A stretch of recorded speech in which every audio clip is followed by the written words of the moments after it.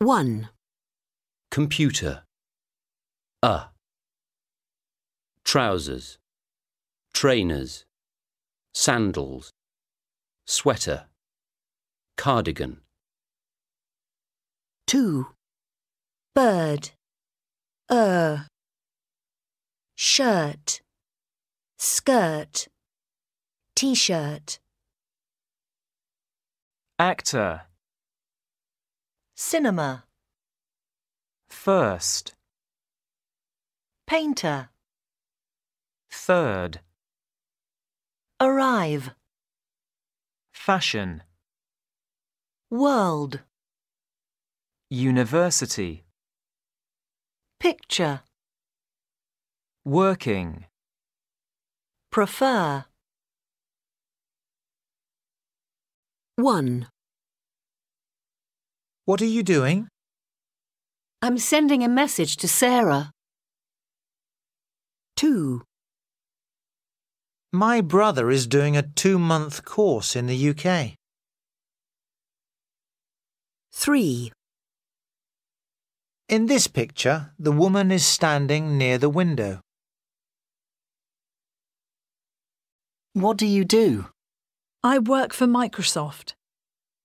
What are you doing? I'm checking my emails. Mr. and Mrs. Clark and Percy is by the British artist David Hockney, and it's considered to be one of the greatest British paintings of the 20th century.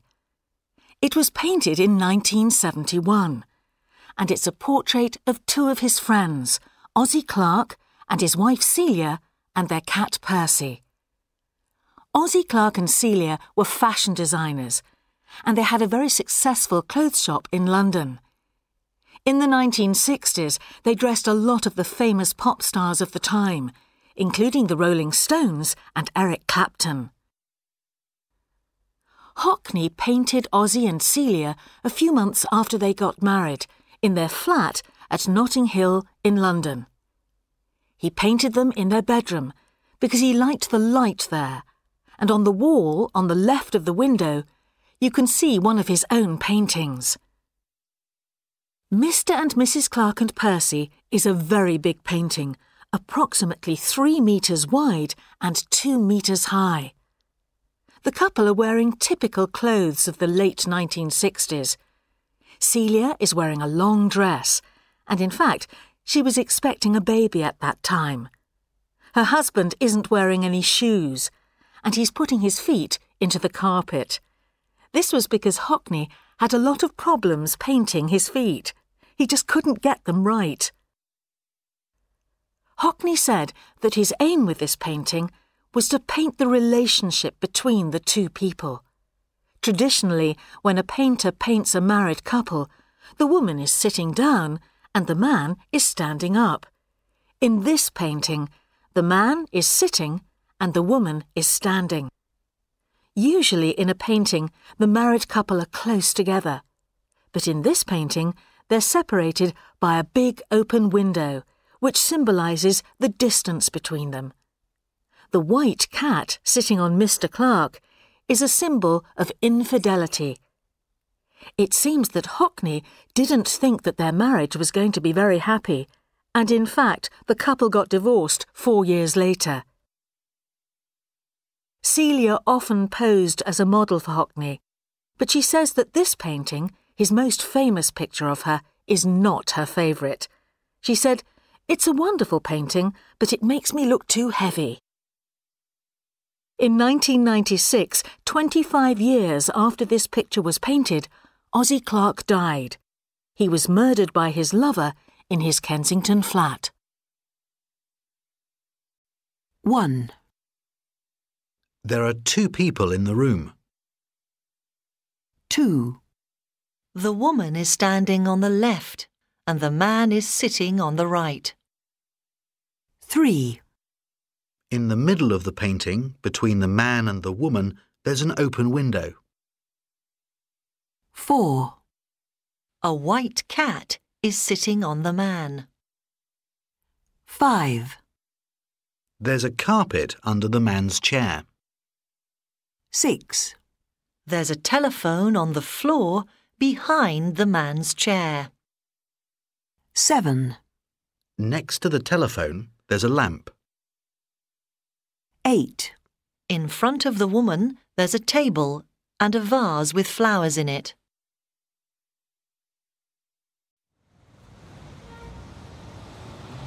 My name's Jenny Zielinski. I live and work in New York. I'm the assistant editor of a magazine called New York 24/7. A few months ago, I visited our office in London to learn more about the company. I met the manager, Daniel O'Connor. I had lots of meetings with him, of course, and a working dinner on my birthday. But I spent more time with Rob Walker. He's one of the writers on the London magazine. We had coffees together. We went sightseeing. I even helped Rob buy a shirt. He was fun to be with. I liked him a lot. I think he liked me too. Rob isn't the most punctual person in the world, but he is a great writer. We invited him to work for the New York magazine for a month, and he agreed. So now Rob's coming to New York. I know he's really excited about it. It's going to be great to see him again.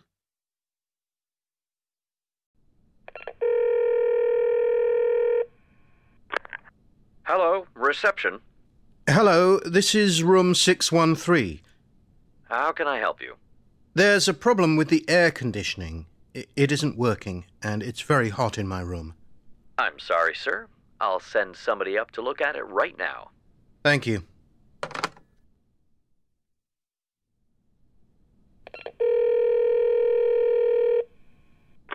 Good evening, reception. Hello, I'm sorry to bother you again. This is room 613. How can I help you? I have a problem with the Wi-Fi. I can't get a signal. I'm sorry, sir. I'll put you through to IT. Thanks. Hello, reception. Hello, this is room 613. How can I help you? There's a problem with the air conditioning. It isn't working, and it's very hot in my room. I'm sorry, sir. I'll send somebody up to look at it right now. Thank you.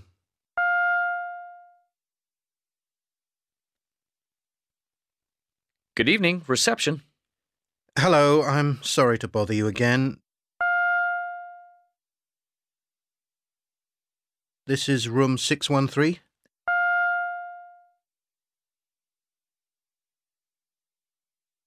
How can I help you? I have a problem with the Wi-Fi. I can't get a signal. I'm sorry, sir.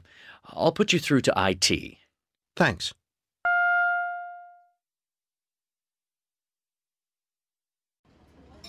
So, here you are in New York at last. Yeah, it's great to be here.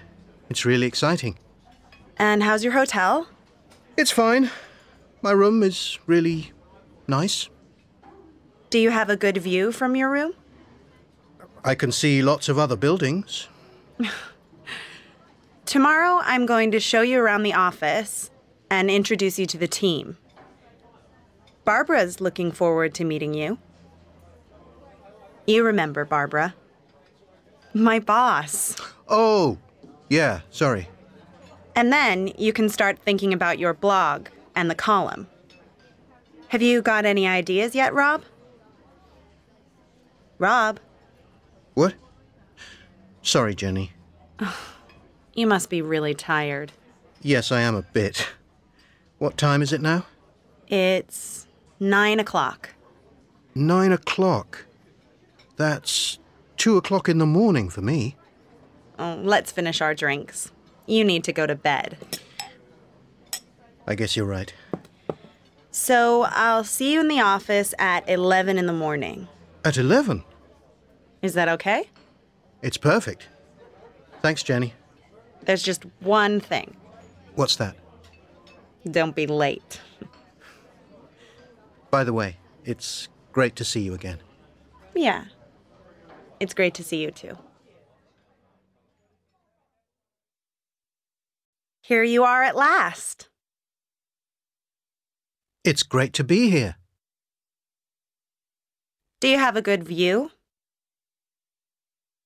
Barbara's looking forward to meeting you. You must be really tired. I guess you're right. By the way, it's great to see you too. Phrases with go. 10. Go abroad. 1. Go away for the weekend. 6. Go by bus. Go by car. Go by plane. Go by train. 2. Go camping. 4. Go for a walk. 3. Go on holiday. 8. Go out at night. 5. Go sightseeing. 7. Go skiing. Go walking. Go cycling. 9. Go swimming. Go sailing. Go surfing. Other holiday activities. Stay in a hotel. Stay at a campsite. Stay with friends. Take photos. Buy souvenirs. Sunbathe on the beach. Have a good time. Spend money. Spend time. Rent an apartment. Hire a bicycle. Hire skis. Book flights. Book hotels online. Adjectives. 1. What was the weather like? It was warm. It was sunny. It was very windy. It was foggy. It was cloudy. 2. What was the hotel like? It was comfortable. It was luxurious. It was basic. It was dirty. It was uncomfortable. 3. What was the town like? It was beautiful. It was lovely. It was noisy. It was crowded. 4. What were the people like? They were friendly. They were helpful. They were unfriendly. They were unhelpful. 5. What was the food like? It was delicious.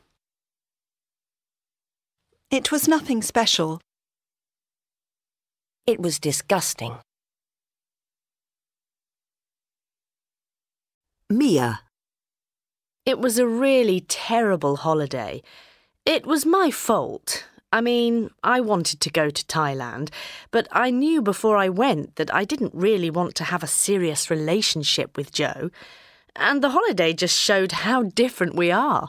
He irritated me all the time. He wanted to stay in some really cheap hostels because he thought the hotels were too expensive. I didn't want 5-star luxury, but when I go on holiday, I want to be comfortable.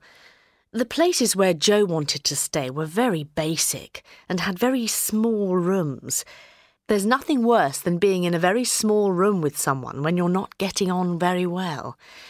Another thing I didn't like was that Joe got very jealous.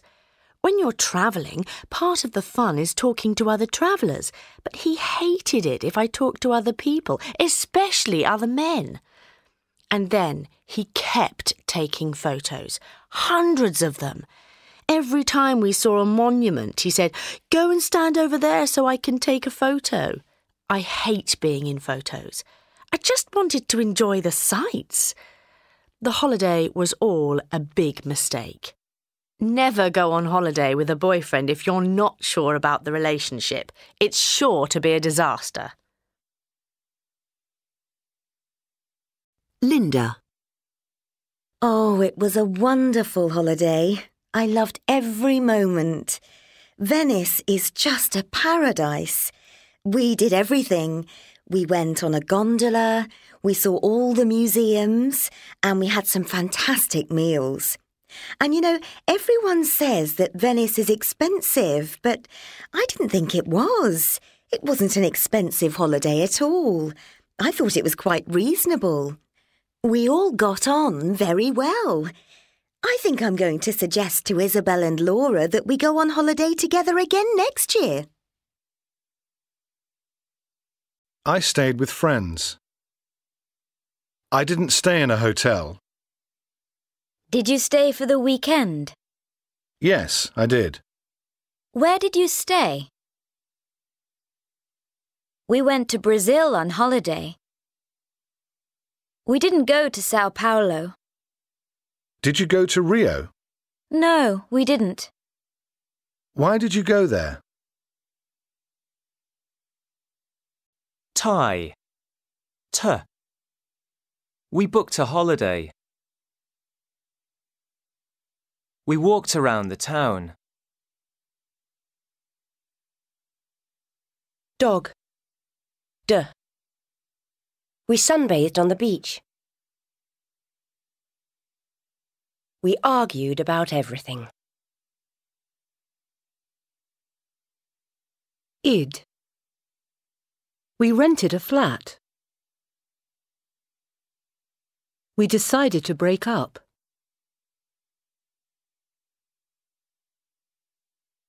Arrived. Asked. Ended. Invited. Liked. Loved. Needed. Parked. Started. Stayed. Last October I went on holiday to Thailand for 2 weeks with my girlfriend Mia. The holiday began well. We spent 2 days in Bangkok and saw the floating market and the royal palace. But things went wrong when we left Bangkok. I wanted to stay in hostels, which were basic but clean, but Mia said they were too uncomfortable, and so we stayed in quite expensive hotels. I wanted to experience the local atmosphere, but Mia just wanted to go shopping. I thought I knew Mia very well, but you don't know a person until you travel with them. It was awful. We argued about everything. For our last 4 days, we went to Koh Chang, a beautiful island. It was like being in paradise. The weather was lovely and the beaches were wonderful, but we just sunbathed without speaking. We spent our last night back in Bangkok and we went for a drink with some Australians. They were really friendly and Mia started flirting with one of the boys. That was the end. When we arrived at Heathrow Airport the next day, we decided to break up. I took hundreds of photos, but when I got home, I didn't show them to anyone. Last spring, my best friend Isabel and I booked a holiday in Venice. We rented a small apartment for a week with a fantastic view of the canals. At the last moment, another friend, Linda, asked if she could come too. We felt sorry for her because she had problems with her boyfriend, so we said yes. Venice was magical and the weather was perfect, but the holiday was a disaster for one simple reason. Linda was so mean. She has a good job, so she's not poor, but she just didn't want to pay for anything. When we went sightseeing, she didn't want to go to any museums or galleries that cost money. When we went on a gondola, she complained that it was very expensive. When we went to have lunch or dinner, she always wanted to go to cheap restaurants, or she bought pizzas and ate them in the flat. But the night I invited her and Isabel out on my birthday, she chose the most expensive things on the menu. The worst thing was that although Isabel and I paid for the apartment, Linda never once bought us a coffee or a drink. I'd love to go back to Venice one day, but without Linda.